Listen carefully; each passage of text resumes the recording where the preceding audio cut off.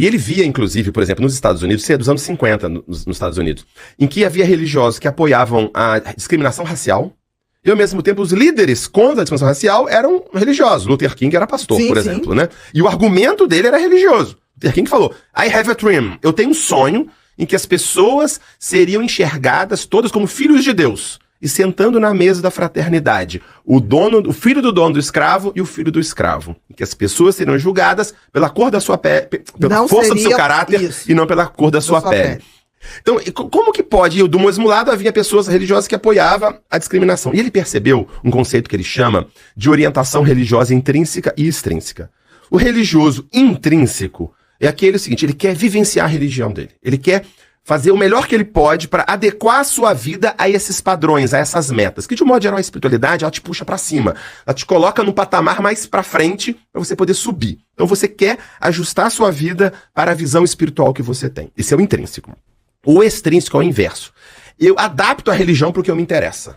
Eu quero ter benefícios dela. Aquilo que dá muito trabalho eu tiro. Só pego o que me interessa. O Alport dizia, então, que enquanto o intrínseco vive para servir a Deus, o extrínseco vive para ser servido por Deus.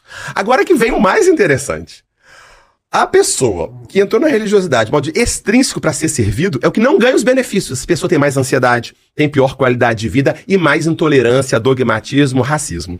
Aquele que vai para a religião sem esperar ganho, vai para se doar e buscar o melhor, este sim tem mais qualidade de vida, mais bem-estar, menos depressão e mais tolerância. Que interessante. O que você está colocando é que não adianta buscar uma religião se ela não tiver acoplada a um desejo genuíno de ser um ser humano melhor. Isso, de transcender a si mesmo. Exatamente, essa ideia. Quer dizer, de se melhorar. Não é uma coisa para eu me servir. Exatamente. Né? A gente vê muito isso. Há uma busca religiosa que as pessoas têm de aquilo que me satisfaz, aquilo que me acomoda e justifica o que eu faço.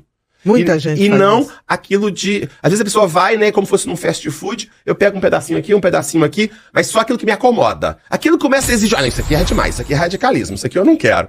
E na realidade, esse é um dos grandes segredos, né, da felicidade. O Viktor Frankl, né, que é um importante psiquiatra, que estudou, viveu o campo de concentração nazista, né, ele fala uma coisa muito interessante. Das maiores causas de infelicidade é a busca direta da felicidade. Canal Motivamente. Inscreva-se, curta e compartilhe.